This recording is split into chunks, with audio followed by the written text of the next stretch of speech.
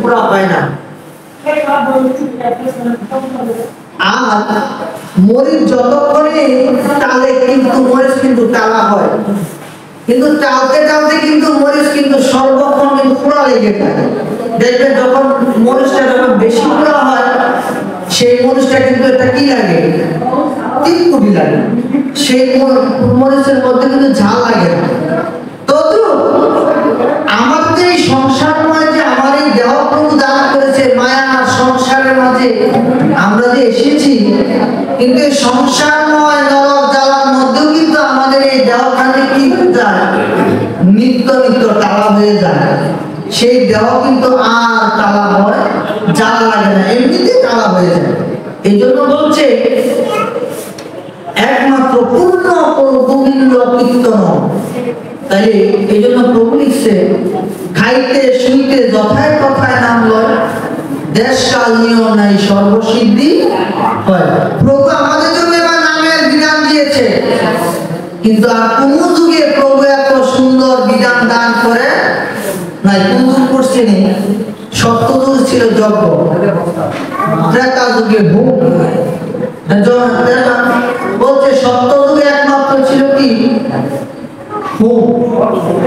হ্যাঁ ধ্যান। আর ত্রেতা যুগে যজ্ঞ, দাপর যুগে পূজা অর্চনা, এবার কলির যুগে একমাত্র ধন্য করিতে নাম ছাড়া কোনো গতি নাই। কিন্তু এই যে প্রভু আমাদের নামের বিধান দেওয়ার পরও প্রভু নামের প্রতি আমাদের কোনো বিশ্বাস হয় না, আমাদের বিশ্বাস জন্মায় না, জন্মায় না। হায় প্রভু নাম করলে কি দুঃখ নিবারণ হয়? কিন্তু প্রভু শাস্ত্রের মধ্যে নির্দেশ দিয়েছে, কিবা শয়নে কিবা অহংসী ভজ গুর বল। তাহলে আজকে আমরা আমাদের আরেকজন পাঠক মহাশয় শ্রদ্ধেয় শ্রীরূপ সরকার, তার মুখনিসৃত বাড়ি থেকে আজকে আমরা গ্রন্থের কোন পরিচ্ছেদ আমরা পাঠ করব। চৈতন্য চরিতামৃত থেকে কোন ভক্তের যদি বাসনা থাকে তাহলে সেই গ্রন্থের আপনারা পরিচ্ছেদটুকু বলবেন, সেই পরিচ্ছেদটুকু দয়া করে আমরা সেই অধ্যায়টুকু আমরা আলোচনা করব। দয়া করে একটু আপনার কাছে প্রার্থনা করছি।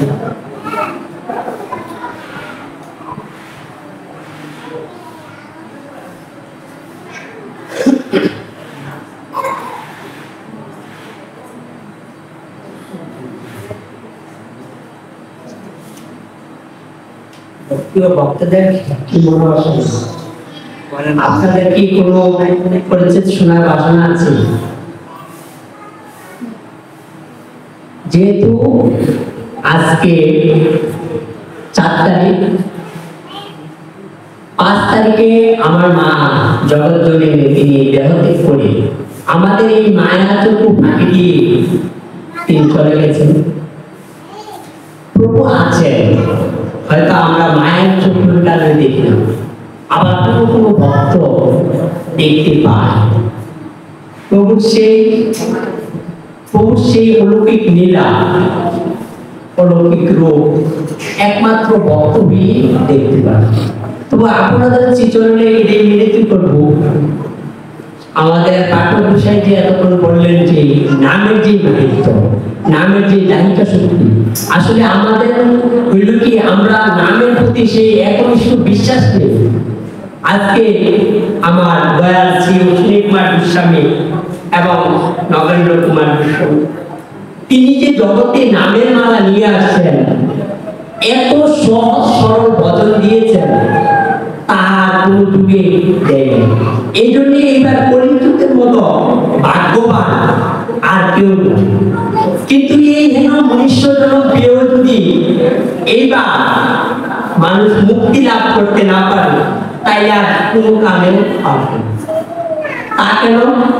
প্রভু বলছেন স্বর্গের দ্বার, বৈকুণ্ঠের দ্বার এবং সমস্ত নাগ, কিন্নর, পশু, দেবতাগণ সকলে মনুষ্যরূপে এসে এবার কলিযুগে জন্ম নিয়েছেন। কারণ কলিযুগের মতো সহজ ভজন আর নাই। এই জন্য দেবতাগণ বলতে, দেবতারা বাঞ্ছা করে মানব হইতে, মানব হইয়া কেন যাব 84 জনিতে। আমরা মানব হইয়া নানান কর্ম কইরা ভগবানের একনিষ্ঠ ভজন পূজন না করে আমরা কিন্তু 84 দিকে যাইতেছি। কিন্তু দেবতারও বাঞ্ছা করে এবার মনুষ্য দেহ দান করো, যাতে তোমার সাধন ভজন করে তোমার চরণ প্রাপ্তি লাভ করতে পারে। এই জন্যই আমার দয়াল শ্রী অশ্বিনী কুমার গোস্বামী এবার যেই নাম নিয়ে আসছে, শাস্ত্রে বলছে হরের নাম হরের নাম হরের নাম হইব কেবল কৌল নাস্তিক নাস্তিক গতির অন্যতম। একমাত্র হরির নাম ছাড়া আর অন্য কোনো কিছু করলে গতি নাই গতি নাই। 3বার বললেন। এই জন্যই আমার তো আবার কি বলছে চতুর্থ অধ্যায়, এক কৃষ্ণ নামে কোটি অসংখ্য যজ্ঞ এক কৃষ্ণ নাম সম। এর বই যেই করে সেই পাশন্ডি দণ্ডে তার যে নামের প্রতি কোটিটা অশ্বমেধ যজ্ঞ এক কৃষ্ণ নাম সম। আর একবার যদি হাজরাঙ্গ বলা যায় কোটিটা অশ্বমেধ যজ্ঞের সমান হয়। তাইলে যে পাষণ্ড নামকে ব্যক্তি রেখে অন্য কিছু করে তার আর মুক্তি লাভ হয়।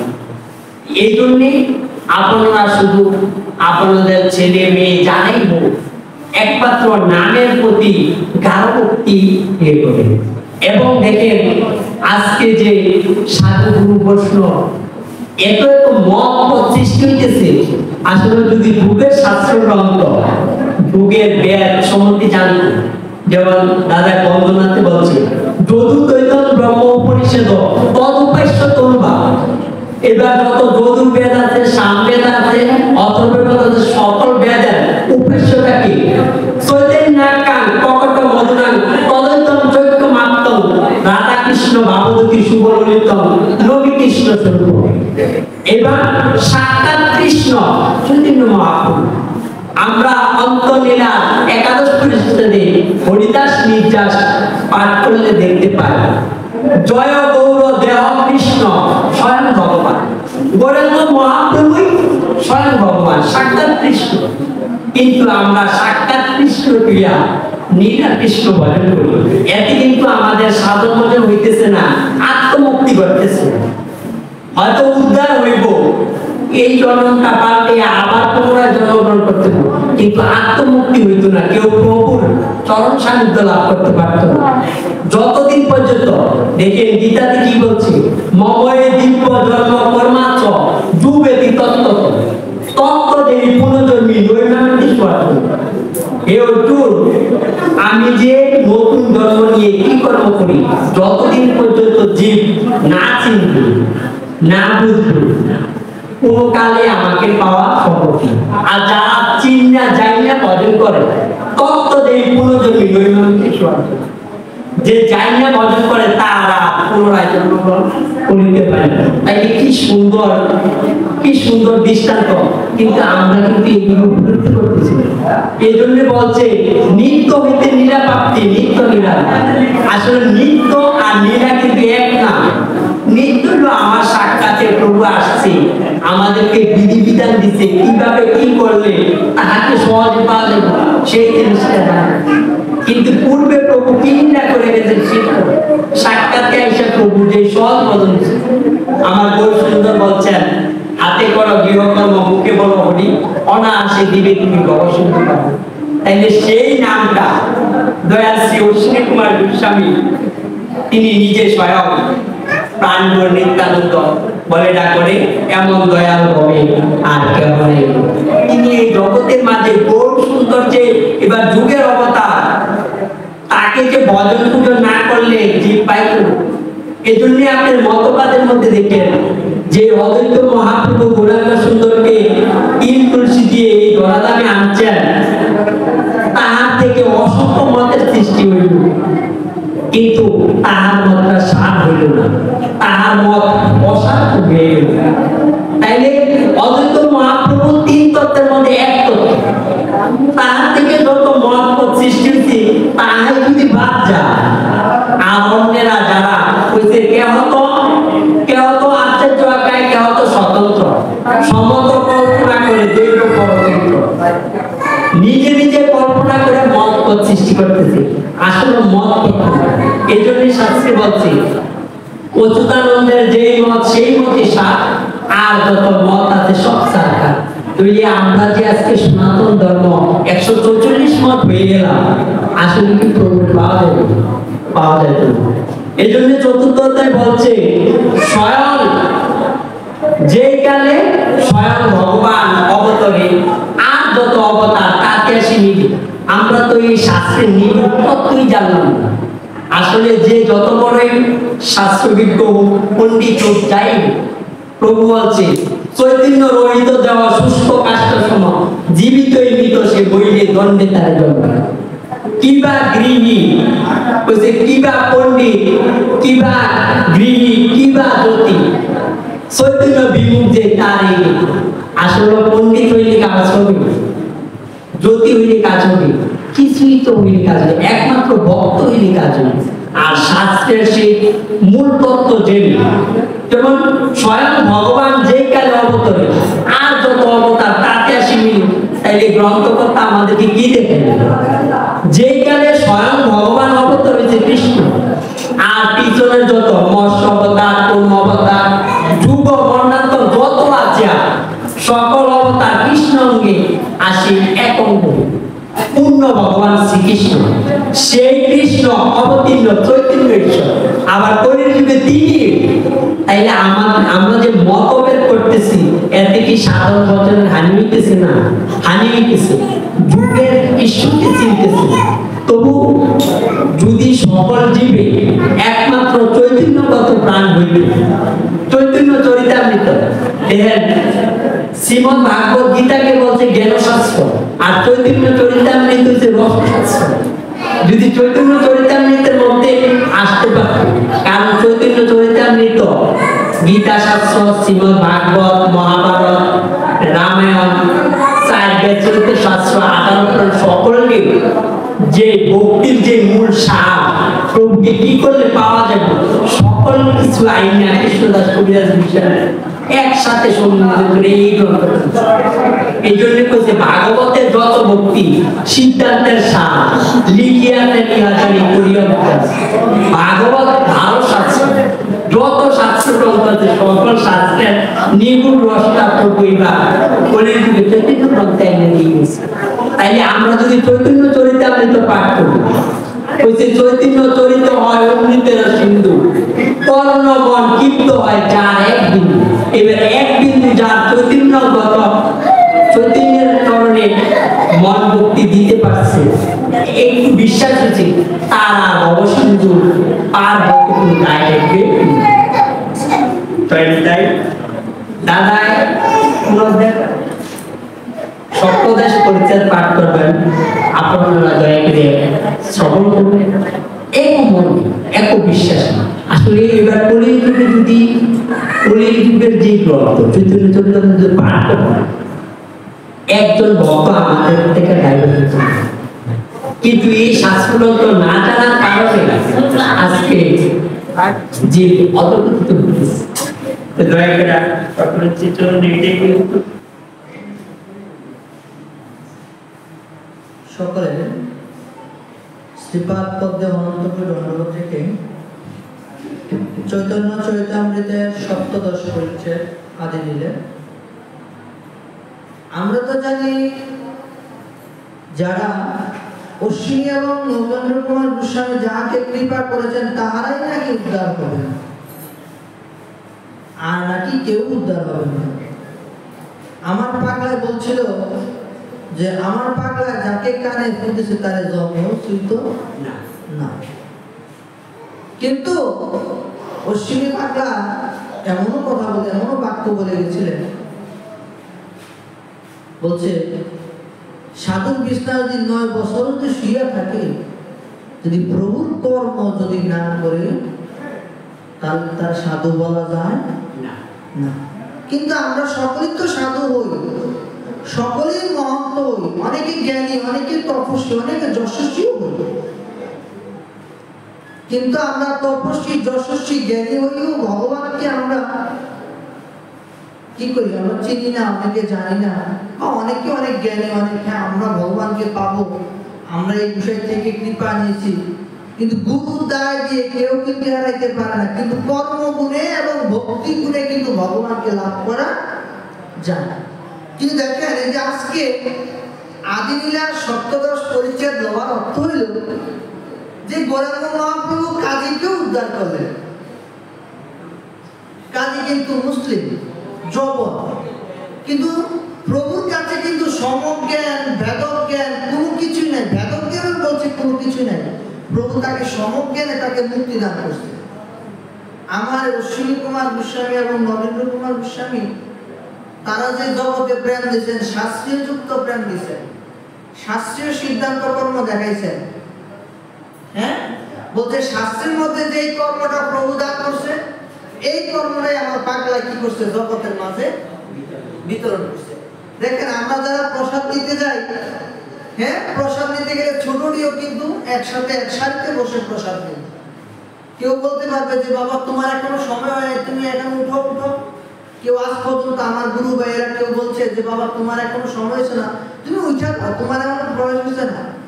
আবার যারা চক্র সাজায় যারা আমরা ভিতরে বসি, শাস্ত্রে লিখছে অন্তরঙ্গ ভক্ত নিয়ে করে রস আস্বাদন, বহিরঙ্গ ভক্ত নিয়ে করে নাম সংকীর্তন। তাইলে আমার প্রভু অন্তরও প্রেম দিছে এবং বহিরেরও প্রেম দিছে। কেমনে দিছে? যখন প্রভু অদ্বৈত মহাপ্রভুকে নিয়ে যখন গৌরাঙ্গ মহাপ্রভু যখন কপাট বাড়ি দিয়ে যখন ভিতরে আলোচনা করতেছেন, তখন তো মুরারি বলছে আমি কি প্রভুর পরম ভক্ত হইতে পারলাম না? প্রভু যে আজকে যে আমার দরজা বাড়ি দিয়ে প্রভু আজকে আমারে সারা প্রভু কি নাম করতেছে, অন্তর্যামী প্রভু জানতেছে যে আজকে মুরারির মনে কষ্ট হয়েছে। সেই কষ্ট কার মনে লাগছে? প্রভুর মনে লাগছে। কিন্তু আমার প্রভু যে শাস্ত্রীয় শিক্ষা দিছে যে এমন এমন বাক্য শুনছি যে ভক্তের দণ্ডবোধ দেওয়ার আগে আমার প্রভু দণ্ডবোধ দিয়ে গেছে দিছেনি। কিন্তু এখন যারা গুসাই করে, আমি তাদেরকে গুসাই বলি না, তাদেরকে বলি গুসাই। কেননা তারা আগে নিজের পাঞ্জাবি ধুতি ময়লা হইতে দরকার হয়, এই কারণে তারা কাউকে দণ্ডবোধ দেয় না, দেয়নি সাধুরা কোনো জায়গায় দেখছেন। কিন্তু আমার প্রভু শাস্ত্রীয় শিক্ষা, যেখানে আমার প্রভু ভক্ত থাকবে এবং প্রভু থাকবে, ভক্ত দেওয়ার আগে আমার প্রভুই আগে লুটে গেছে। এইটা হলো শাস্ত্রীয় যুক্ত শিক্ষা। দেখেন এটার মধ্যে দেখেন এই হ্যান্ডবিলের মধ্যে লিখছে, দেখেন এটার মধ্যে আমরা আসবো হরের নাম হরের নাম হরের নাম কেবলম কৌল নাস্তেব্য নাস্তেব্য গতির অন্যতা। এই শাস্ত্রীয় উপায়টা দেখেন সপ্তদশের মধ্যে লিখছে, কত সুন্দরভাবে বর্ণনা লিখছে। বন্দে শৈরাভূত দেহম তচ্চৈতন্য যৎ প্রসাদ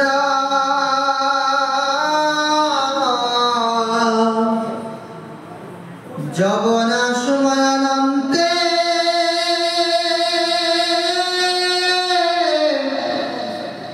কৃষ্ণ নাম ব্রজকল্প। বলছে যার প্রসাদে বা যার কৃপা জগন্গণ কৃষ্ণ নাম কীর্তন করতে করতে শুদ্ধ চিত্ত হয়, সেই স্বাধীন অলৌকিক বেষ্টিত শ্রী চৈতন্য দেবকে আমি বন্দনা। দেখবেন আজকে একটা কথা বলি, যত জগন আছে কখনো বলেনি আমাদের ভগবানের নাম বলে কি সাধু কোন সময় কইতে পারবো যে একটু কৃষ্ণ নাম করে, একটু গরুর নাম করে, হরির নাম করে নিয়ে সাধুরা যখন বিপদে পড়ে, একজনের কাছে আরেকজন যখন বিপদ থেকে মুক্ত হওয়ার জন্য দেখবেন তখন কি বলে? হা রাম। কিন্তু কখনো মুখটা বলে না যে কৃষ্ণ গৌর হরি। যখন একজনের সাথে যখন কি হয়, যখন দ্বন্দ্বে লিপ্ত হয়, যখন মিথ্যাচারে লিপ্ত হয়, তখন কি বলে? হারাম হারাম। তখন কিন্তু প্রভুর নাম গ্রহণ করা হয়, কিন্তু তৎকালেও প্রভু কিন্তু উদ্ধার করে। কিন্তু আমরা যারা সনাতনী আছি, যারা ধর্মকে নিয়ে ব্যভিচার করি, ভেদ করি, এই বেটা তুমি কৃষ্ণের দল আমি গৌরাঙ্গের দল, বলছে বেদজ্ঞানীর কখনো মুক্তি হবে না, বেদজ্ঞানীর কখনো মুক্তি নাই, এই জন্মে না পরের জন্ম কোন কালে মুক্তি হবে না। জয় জয় শ্রী চৈতন্য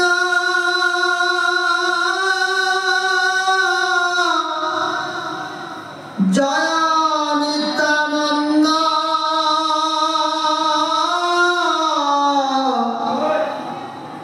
জয় দ্বৈত চন্দ্র জয় গৌর ভক্তবৃন্দ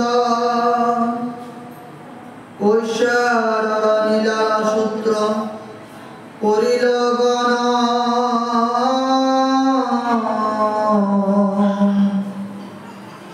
যৌবন নীলার সূত্র করি অনুপ্রাণ।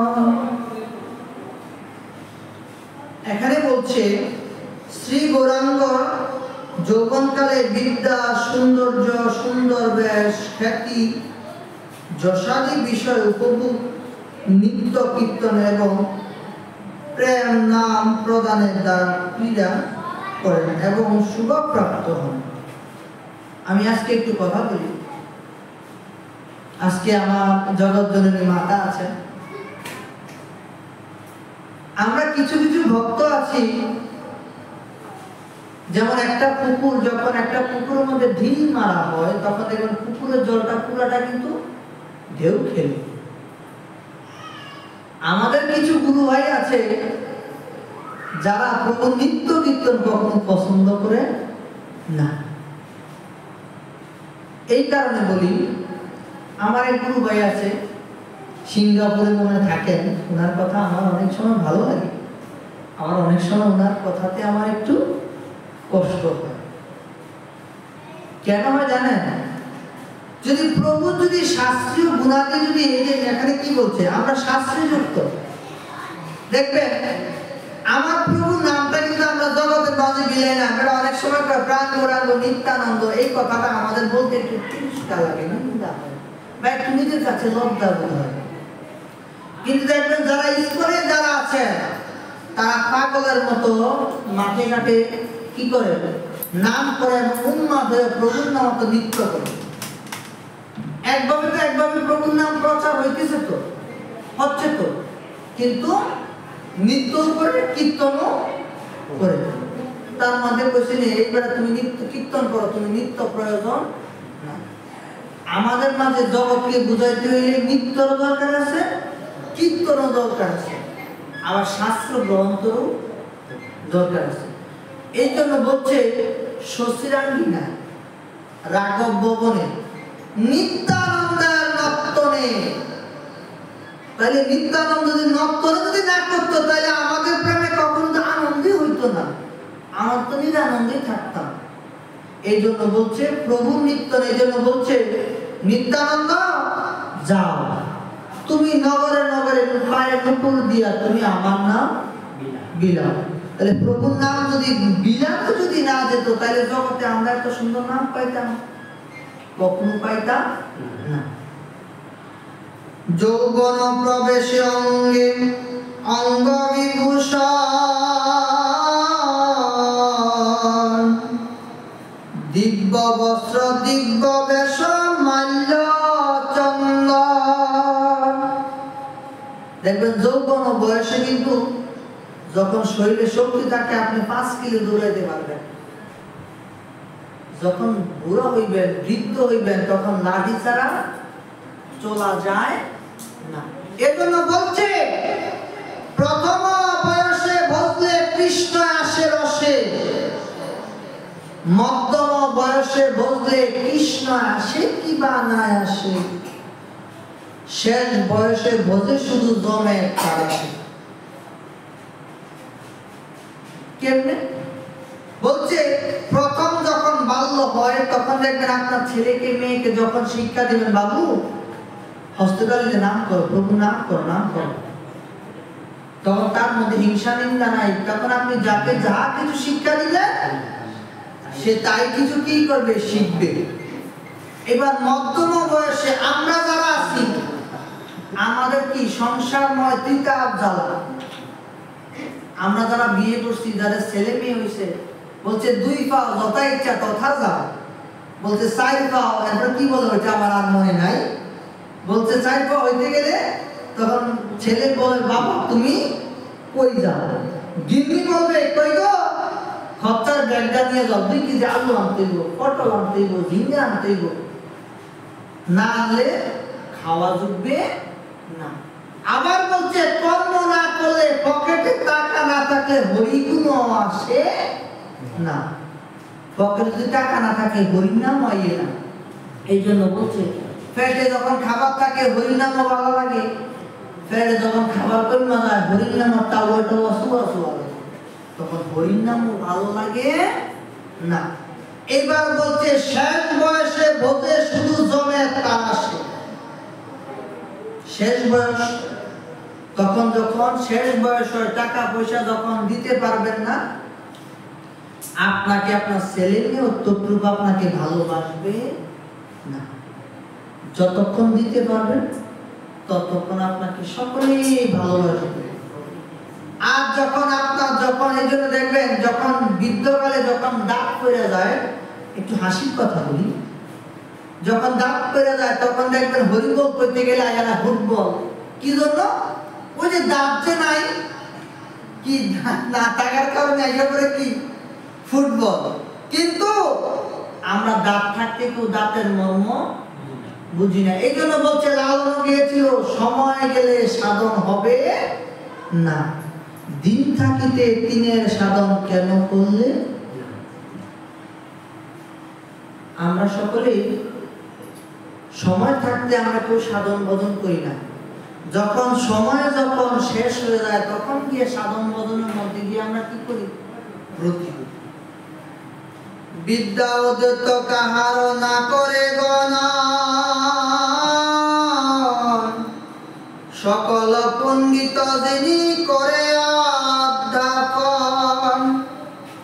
বায়ু বেদি চলে কইল প্রেমের প্রকাশ, ভক্তগণ লইয়া বিবিধ বিলাস।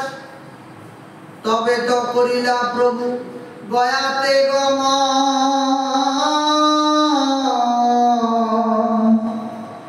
ঈশ্বর পুরীর সঙ্গে তথায় মিলন। দীক্ষা অন্তরেতে কইল প্রেমের প্রকাশ, দেশে আগমন পূর্ণ প্রেমের বিলাস। আমরা একটু সাধুর কাছ থেকে একটু দীক্ষার কথা আজকে একটু জানবো, যে আমরা অনেক সময় দীক্ষা শিক্ষা নিয়ে আমরা একটু অনেক দেশে একটু গুরু যারা শাস্ত্রীয় পণ্ডিত আছে তারা একটু কথা চলে, কথাগুলো একটু প্যাচ ধরে। এই দীক্ষাটা কে দিয়েছিলেন? আর আমি ওনাকে প্রশ্ন রাখছি, দীক্ষাটা কে দিয়েছিলেন এবং দীক্ষাটা কে দিতে পারে, এবং কলিযুগে এই দীক্ষাটা আছে কিনা, আজকে এই শাড়ির থেকে আমি একটু জানবো। সকল ভক্ত শ্রীচরণে অনন্ত ধন্যবাদ। আসলে এই সাধুর যে তত্ত্ব বলতে বলছে অতি উত্তম কথা। নাম তো শুধু একটা, নাম কিন্তু এতগুলা না, কারণ গোড়াঙ্গ সুন্দর স্বয়ং ভগবান তিনি মাতৃজঠরে 7ম মাসে আমাদেরকে সকলকে দীক্ষিত করে পাঠাইছেন। তাহলে দীক্ষা মন্ত্রটা কে দিচ্ছেন? প্রভু দিচ্ছেন। আবার প্রভু বলছে আমি সাধুরূপ ধরি সদায় পৃথিবী ঘুরি, যেদিন পাইবে ওই সাধুর দর্শন, জিজ্ঞাসীয় সংবাদ আমার, যে তোমার আমার দেহতত্ত্বের কথা বলিতে পারবে, তুমি গুরু স্বীকার করো সেই সাধু। তাই একমাত্র প্রভু ব্যতীত এই জগতে তো আর কোনো গুরু নেই।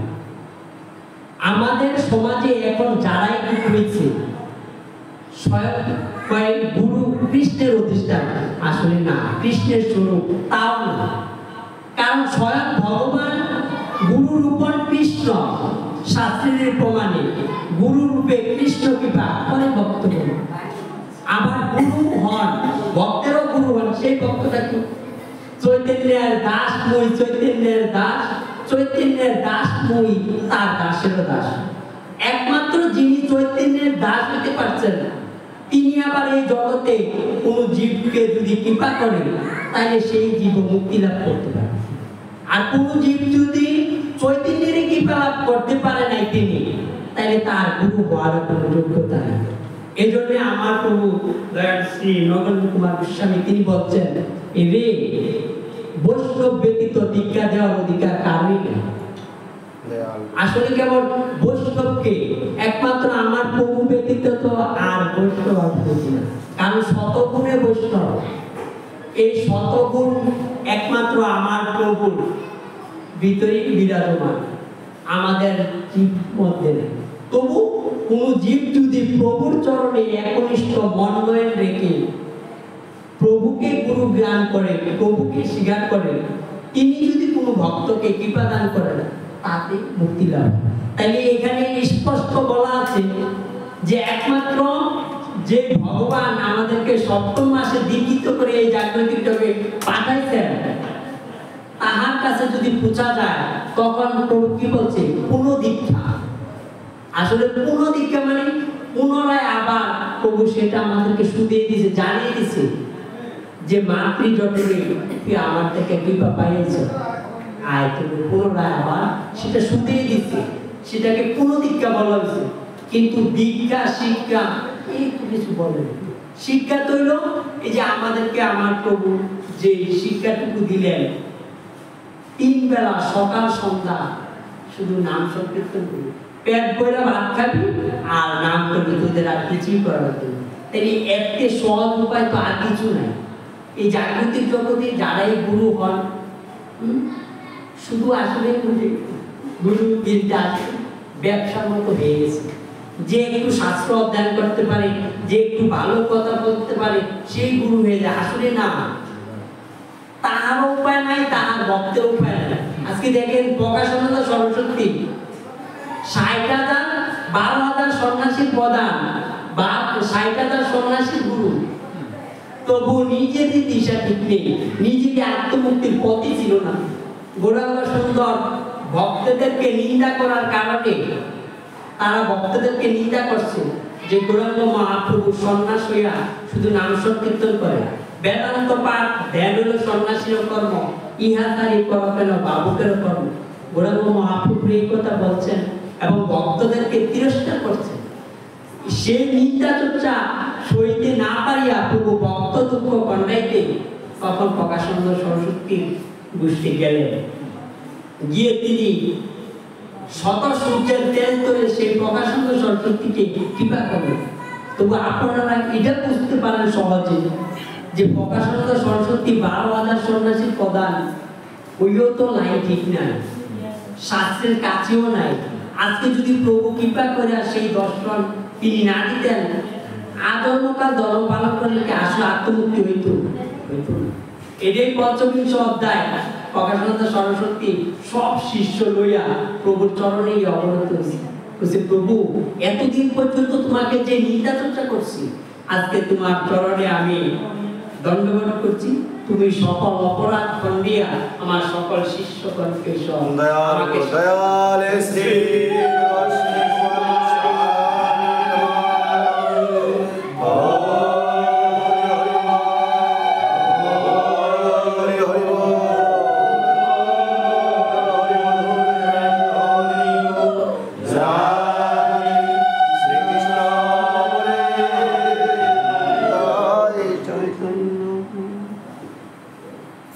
সচিকে প্রেমদান তবে অদ্বৈত মিলন, অদ্বৈত পাইল বিশ্বরূপ দর্শন। প্রভুর অভিষেক তবে করিলা শ্রীবাস, খাটে বসি প্রভু কইল ঐশ্বর্য প্রকাশ। তবে নিত্যানন্দ স্বরূপের আগমন, প্রভুকে মিলিয়া পাইল সরভুজ দর্শন। আমরা জানি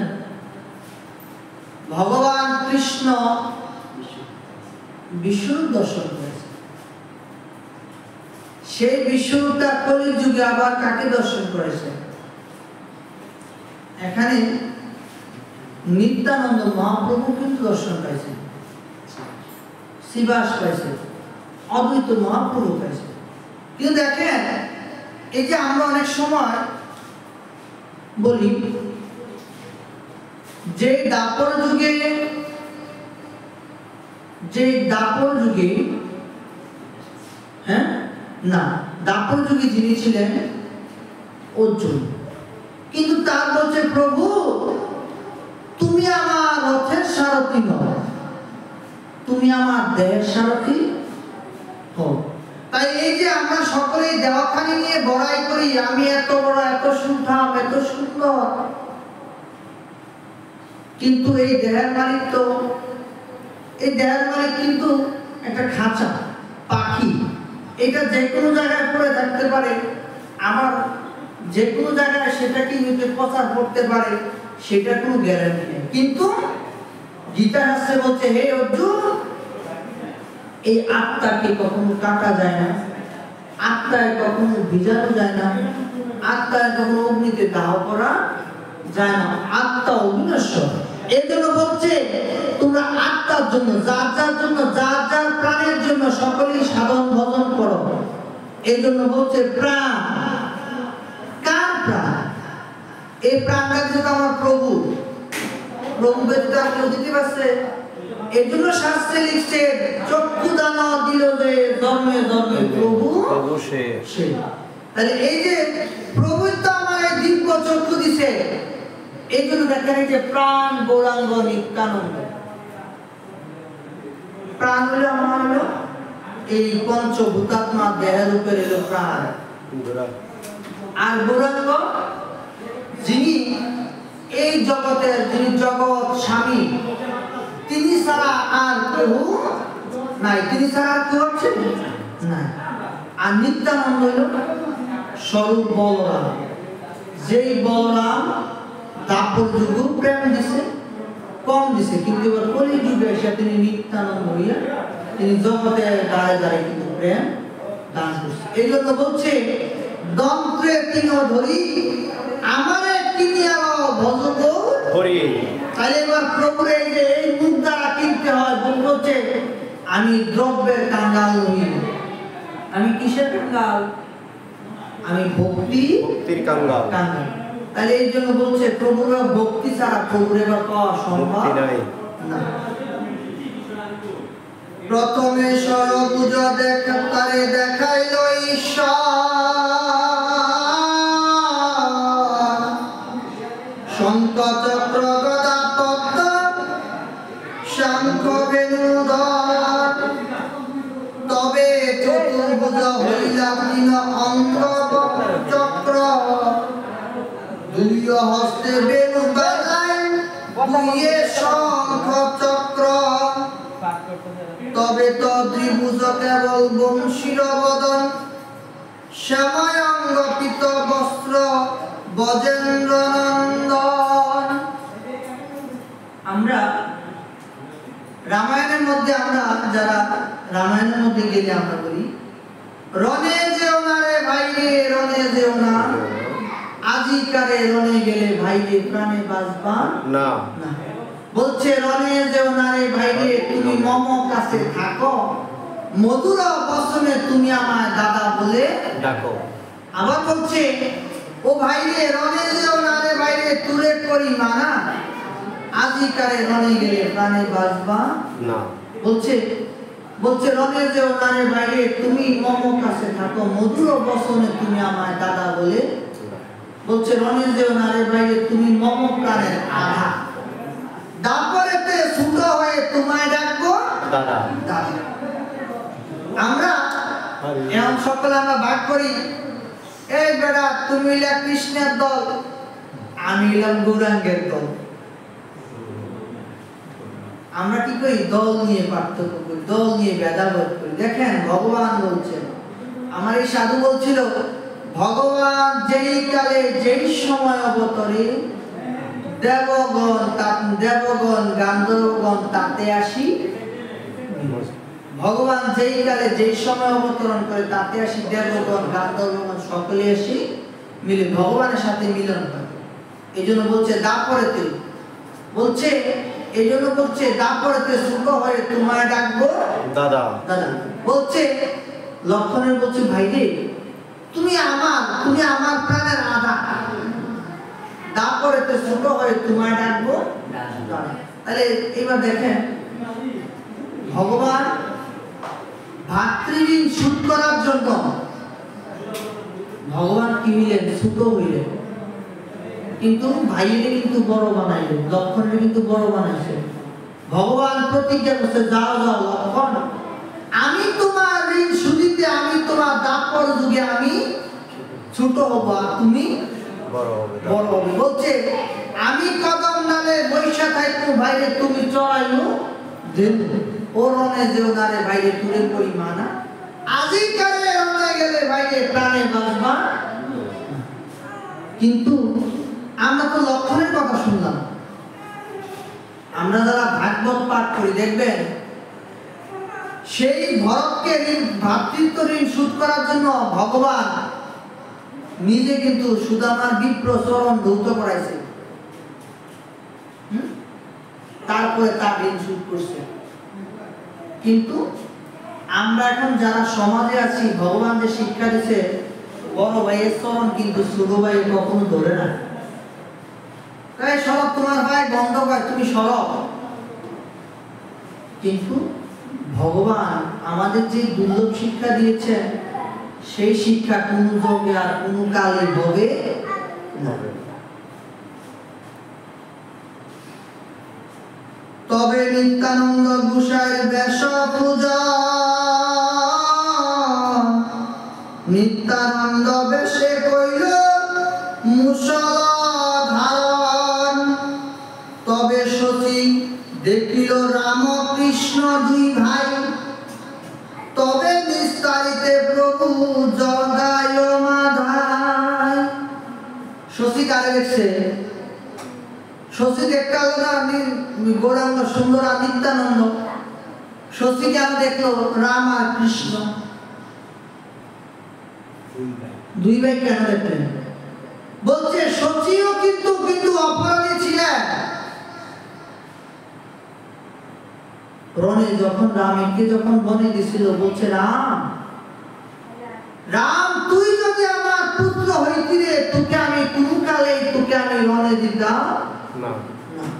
রাম তখন বলছিল মা যাও, পরজন্মে আমি তোমার জঠরে জন্ম নিব, তোমাকে আমি কখনো মা বলে সম্বোধন করিব না। বলছে যাও যাও মা, তথাস্ত তথাস্ত তথাস্ত। এই তিন যুগ কোন কালে? এক কাল গেছে ত্রেতা যুগে, এক কাল হলো দাপর যুগে। রাম তো বনে গেছে, কিন্তু রাম কিন্তু প্রতিজ্ঞা করছে কয়েক কালের জন্য, তিন কালের জন্য, তিন যুগের জন্য। এক যুগ হলো দাপর যুগে।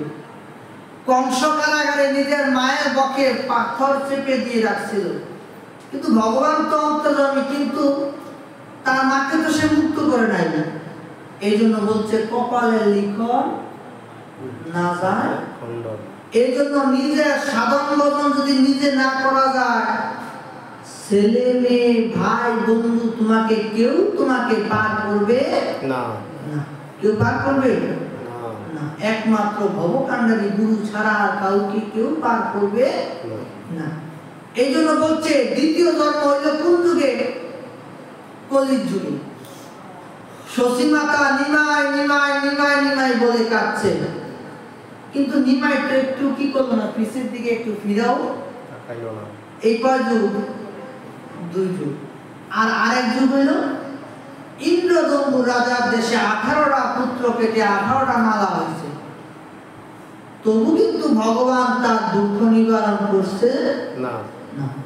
এই জন্য যার যার দেহের, যার যার মনের, যার যার আত্মার ধ্যান করতে হবে, তাইলে প্রভু কৃপা করবেন।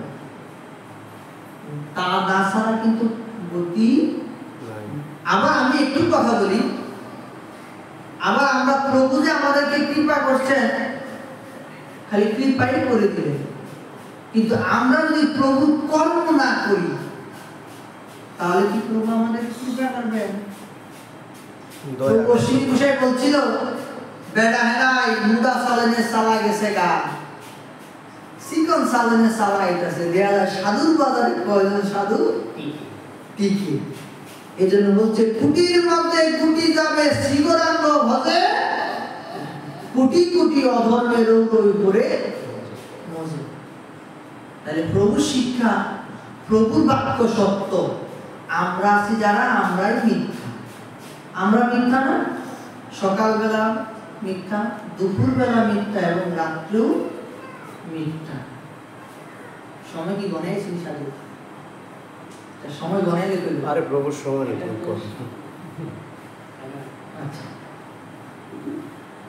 তবে সপ্ত প্রহর প্রভু শিলা ভাবাবেশে যথা তথা ভক্তগণ দেখিল বিশেষে, বড় আবেশ হইল মুরারি ভবনে, তাহার স্কন্ধে তরি প্রভু নাচিল অঙ্গনে। তাহলে প্রভু কি হয়েছে? তাহলে প্রভু আবার কি হলো? বড়াও রূপ ধারণ করলেন। বড়াও রূপ কোন যুগে? সত্য যুগে প্রভু ধারণ করছেন। তাহলে কলির যুগে কেন আবার তিনি বড়াও রূপ ধারণ করে তিনি আমার ভক্তের কাছে চললেন? কিন্তু প্রভু যে আগের যে ভক্তের হৃদয়ে যে তাহার বসবাস, ভক্তের সাথে যে তার ইষ্টপুষ্টি, সেটা কিন্তু তিনি ভুলতে পারেন না। এই কারণে বলছে তবে শুক্লাম্বরে কইল তাম্বুল ভক্তন, হরের নামে স্তুকে কইল অর্থ বিবরণ। হরের নাম হরের নাম হরের নাম কেবল, কৌল নাস্তে বনাস্তে বনাস্তে গতির অন্যথা। আমরা হরের নামটা কি বুঝি? হরের নামটা বুঝি আমরা হরিণ নাম। কেন সাধুরা? কোন হরিণ? আমরা একটু মদ্যের, আমরা পঞ্চমে, মদ্যের পঞ্চমে চৈতন্য সেবক, চৈতন্য গাও, লও চৈতন্যের নাম, যে জন আমার চৈতন্য ভজে সেই জন হয় আমার প্রাণ। দেখেন এটা আমাদের কি বলছে, কত সুন্দর ভাবে লিখছে।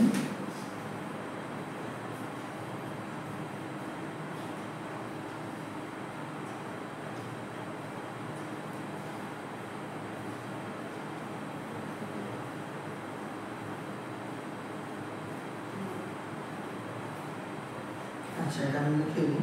বলছে চৈতন্য সেবক, চৈতন্য গাও, লও চৈতন্যের নাম, যে জন্য আমার চৈতন্য ভজে সেই জন হয় আমার প্রাণ। এখানে বলছে কলিকালে নাম রূপে কৃষ্ণ অবতার, নাম হইতে হয় সব জগতে নিস্তার। দাদ্দল লাগি হরের নাম উক্তি তিনবার, জড় লোক বুঝাইতে পুনরাবকার। জড় কারা? এখানে বলছে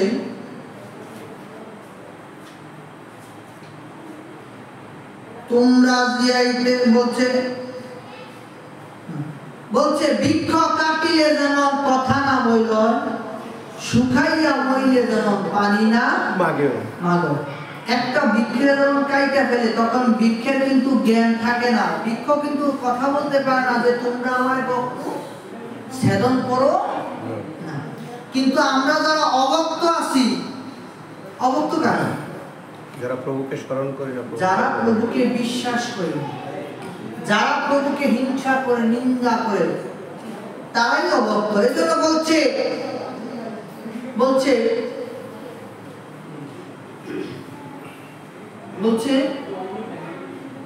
এখানে দেখুন লিখছে কি, কেবল শব্দ পুনরপি নিশ্চয় কারণ, জ্ঞান যুগ কর্ম তপ আদি নিবারণ। জ্ঞান যুগটা কোন যুগে?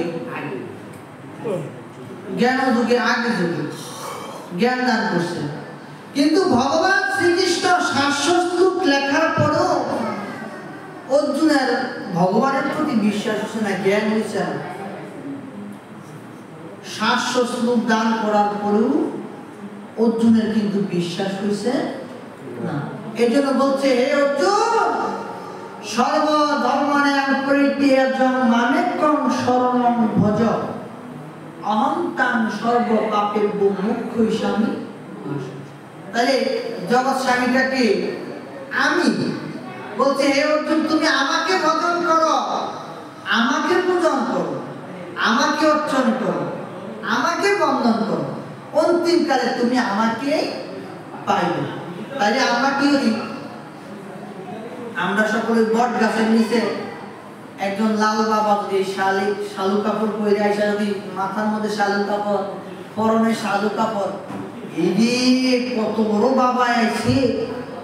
হ্যাঁ, বলছে গৃহে থাকিয়া যার হয়তো ভাবোদয়, সেই তো পরম বৈষ্ণব জানি নিশ্চয়।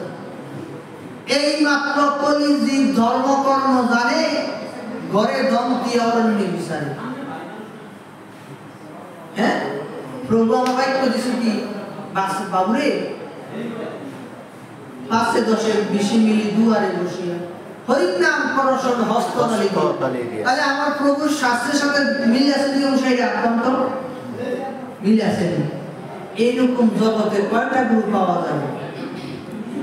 100-এর মধ্যে একটাও পাওয়া যাবে 100, 1000, লাখ, কোটি, কোটিতে কোটি।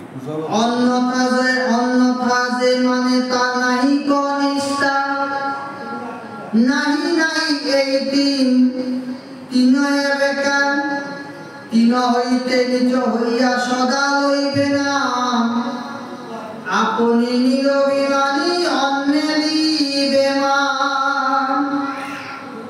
তরু সম সহিষ্ণুতা বৈষ্ণব করিবে,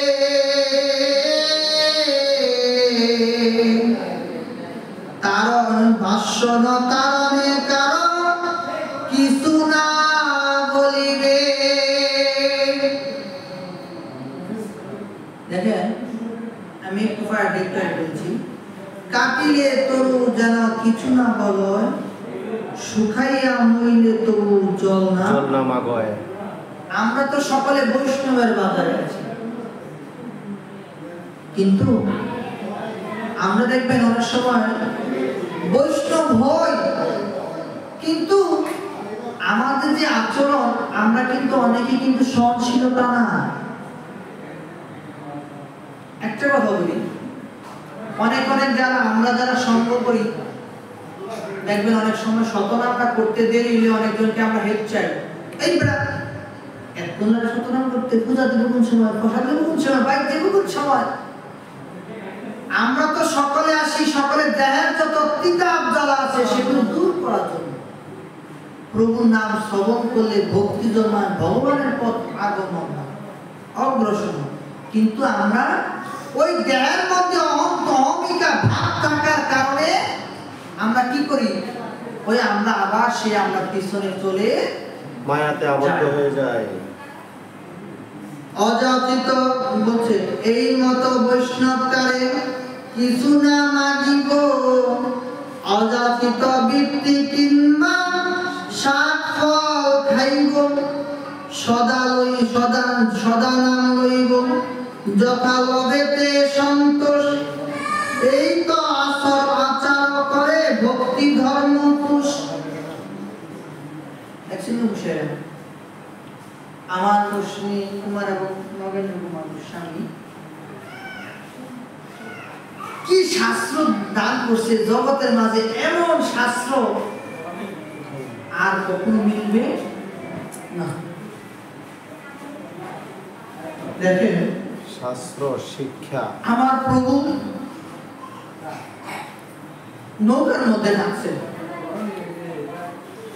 একটা বাড়ি করছে না, একটা গাড়ি করছে না, একটা কিছু সন্তান ধারণ করছে।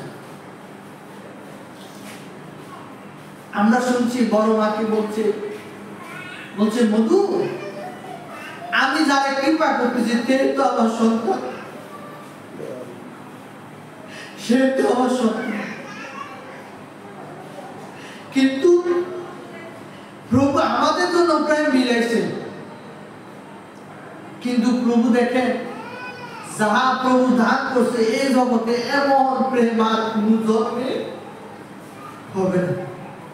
এই যে আমাদের মায়েরা এখনো যে প্রেম আমাদেরকে দান করতেছে, আমাদের পূর্বজন্মের কোটি জন্মের ভাগ্যের ফলে এমন কৃপা পাইছে, নয়তো কোন জন্মে এমন কৃপা পাওয়ার কোন ভাগ্য ছিল না। এই জন্য বলছে, দেখেন বলছে সাধু সঙ্গ সর্বশাস্ত্রে কয়, লোভ মাত্র সাধু সঙ্গ সর্বসিদ্ধি হয়। এই জন্য বলছে প্রভু যদি কৃপা হয় তাহলে জগতে সকল কিছুই সম্ভব। এই জন্য বলছে উদ্যবাহু করি করি শুন সর্বল,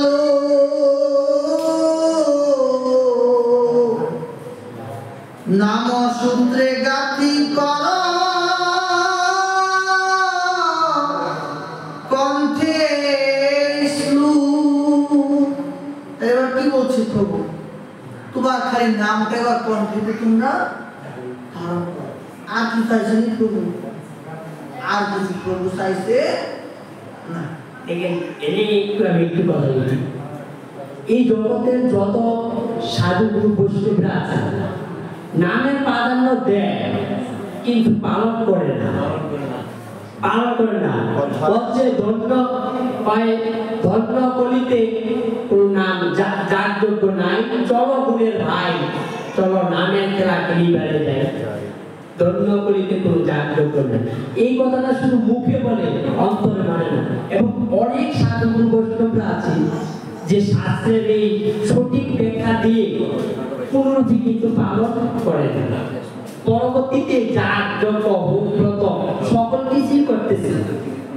আবার বলে কি যে আমাদের কে কি করলো সেটা দেখার বিষয় না, কিন্তু একমাত্র ওই যে দাদা বললো আমার প্রভুর কথাটা দেখিয়ে, ওই যে আমার প্রভু যে শিক্ষাটা দিচ্ছে জগতে আইসা, এই শিক্ষা এবং গুরু এত শ্রম দেয় না। অনেকের ঘরে যে আমার বসে নিদ্রা যাইত, ওই যে চরণ নেই প্রভু সোজা করতে পারেনি, গরম বাইরে জল না করতে গড়ে জল করতে, এরকম শ্রমের ঘরে কুলের ঘরে আমার সেই মাটিতে নিদ্রা যেত। কত কষ্ট করে শুধু আমাদের জন্য, আমাদেরকে মুক্তি করার জন্য প্রভু এই প্রেম দান করছে। আমাদের আমরা এইবার কলিযুগের মতো আমাদের মতো ভাগ্য থাকা হবে। আমরা হয়তো যুগে যুগে জন্মান্তর ঘুরতে ঘুরতে আমার প্রভুর কৃপা সান্নিধ্য লাভ করছি। অত্যন্ত একদম শাস্ত্রের সাথে সম্পূর্ণ মিল আছে। এই যে দেখছেন, আমি যে একটু আগে কথা বলছি, আজকে সপ্তত শ্রদ্ধায় সেই কথা মিল। গৌরাঙ্গ সুন্দর বরাহ অবতার দেখাইছেন, গৌরাঙ্গ মহাপ্রভু নৃসিংহ দেখাইছেন, গৌরাঙ্গ মহাপ্রভু কৃষ্ণ দেখাইছেন, গৌরাঙ্গ মহাপ্রভু নাম। তাইলে আমাদের বিশ্বাসের অভাব। তিনি তো সকল যুগের অবতার, তিনি সকল অবতার তার দেহের ভিতরে তিনি সেটা দেখাইছিল। বিশ্ব মানুষে কি বলে জানেন, একমাত্র বিশ্বরূপ ভগবান শ্রীকৃষ্ণ দেখাইছেন না, এই কথাটা ভুল। কারণ তার তাইলে শাস্ত্র জ্ঞানই নেই। কারণ গৌরাঙ্গ সুন্দর সেই বিশ্বরূপ শশীমাতাকে দেখাইছেন, নিত্যানন্দ প্রভুকে দেখাইছেন, শিবাসের গৃহে দেখাইছেন। শিবাসের গৃহে সপ্ত দিবস প্রভু আবিষ্কার হয়েছেন।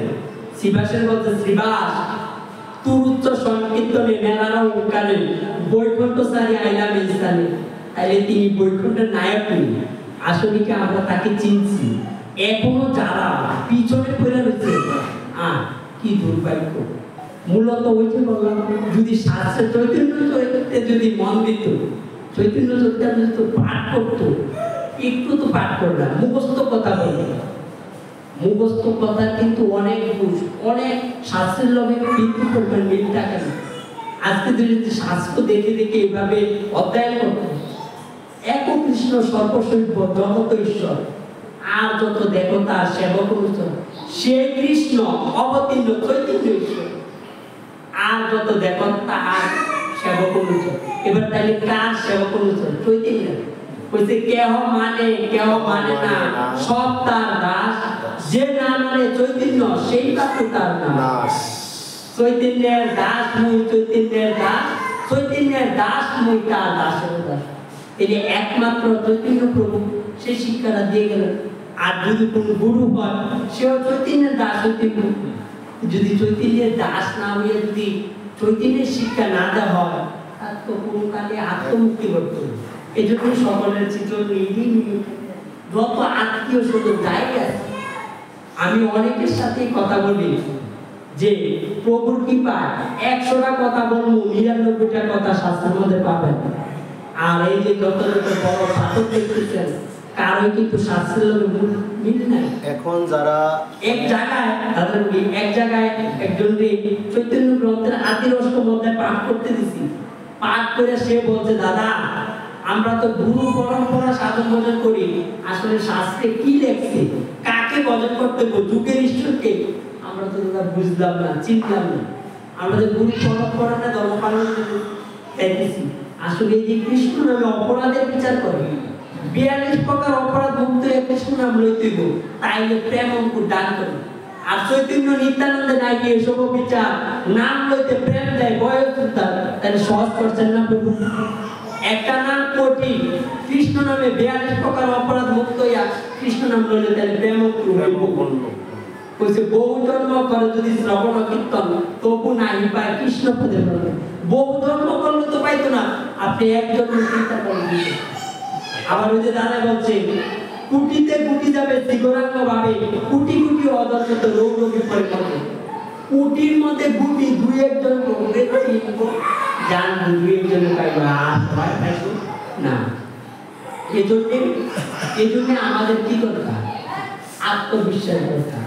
এবং মূল বিষয়গুলি সকল যত যারই আত্মীয় আছে একটু শাস্ত্র খুঁজে দেখেন দাদা, যে আসলে চৈতন্য নামটা লইলে মাত্র প্রেম দান করে। আর কৃষ্ণ নাম আসলে 42 প্রকার অপরাধের একটা অপরাধকে মুক্তি দিতে পারবে। শাস্ত্রকর্তা স্পষ্টভাবে লিখছে যে কলির জীবের পক্ষে এই সকল অপরাধ মুক্ত হওয়া অতি দুর্লভ ব্যাপার। তাইলে আমাদের প্রভু অতি সুন্দর কৃপা করছেন, তিনি যেবার চৈতন্য মহাপ্রভুকে চিনিয়ে দিয়ে গেছেন, জানিয়ে দিয়ে গেছেন যে চৈতন্য ভজনে কোনো অপরাধের অপেক্ষা রাখে না, নাম লইতে প্রেম দেয় বয়স নিতাই বলিতে হয় কৃষ্ণ প্রেম উদয় আউলাইয়া সকল অবস্থা। তাইলে আমরা নাম লব চৈতন্য, কিন্তু প্রেম দান কার পাবো? কৃষ্ণের। যেই প্রেম দান গৌরাঙ্গ মহাপ্রভু বজগোপীরা এবং সকাশৈক্য যারা পাইছেন সেইগুলোকে প্রেম দান প্রভু নিয়ে আসছেন, সেই প্রেম দানই পাবো, কিন্তু সাক্ষাৎ তাকে চিন্তা যায় না ভজন করতে। সকলের চিত্রণে এই যে মিনতি দয়া করে আপনারাও অধ্যয়ন করেন, ছেলে মেয়েদের করান, আত্মীয় স্বজনকে দেখান।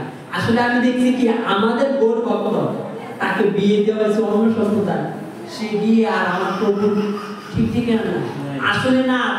সে প্রকৃত মনুষ্য হইলে, প্রকৃত ভক্ত হইলে তার কর্তব্য কি যে আমার স্বামীও যাতে আমার ভক্তি পায়, আমার শ্বশুর শাশুড়ি যাতে পায়। কারণ একজন মহিলা যদি আমার গিন্নি যদি প্রভুর ভক্ত হয়, 7 পুরুষ সে উদ্ধার করতে পারবে, পিতৃ 7 পুরুষ, মাতৃ 7 পুরুষ, 14 পুরুষ উদ্ধার করতে পারবে। তাইলে তার কি হওয়া দরকার? ভক্ত হওয়া দরকার। এবং স্বামী যদি শিক্ষিত হয়, দেখো না তারা কি করে। এবং শাস্ত্রগ্রন্থে এগুলি আছেন, যুগের ভজনটা, যুগের ঈশ্বরটাকে নিশ্চয়ই সকল তো ভজনই করি, কিন্তু কোনটা করলে প্রভুকে পাওয়া যাবে সেটা চিন্তা দেন না, ভজন করা উচিত। এটাই আমাদের জগতে একমাত্র আমার প্রভুরে ছাড়া, জগতে একমাত্র আমার প্রভুরে ছাড়া আজকে নিজে আসলে ধর্ম চিন্তা শিখেছি। দয়া করে প্রসাদের আয়োজন হয়েছে, রাত্রি আর করবো না। দয়া করে আমরা এখানে গ্রন্থ নিয়ে আলোচনা রাখছি। সেটার মধ্যে সাধনা করছে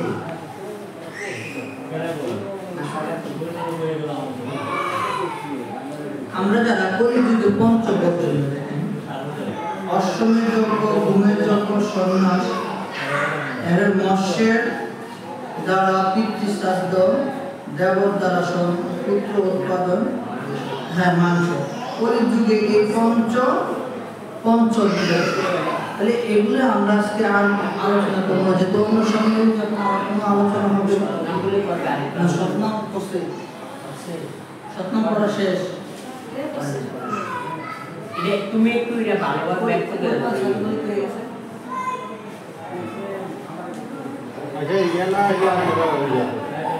এই যে